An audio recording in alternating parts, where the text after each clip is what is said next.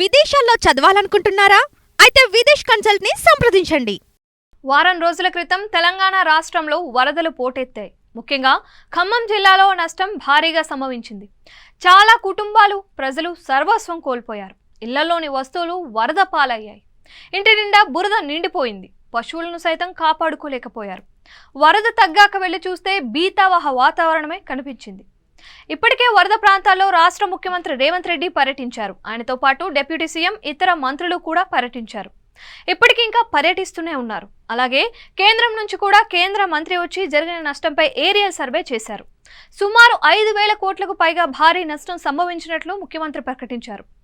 జాతీయ విపత్తుగా ప్రకటించాలని కేంద్రానికి విజ్ఞప్తి చేశారు. అయితే ప్రత్యక్షంగా వెళ్లి బాధితుల బాధలు విన్న రేవంత్ రెడ్డి వారి కోసం కుటుంబానికి 10,000 రూపాయలు సాయం చేస్తామని ప్రకటించారు.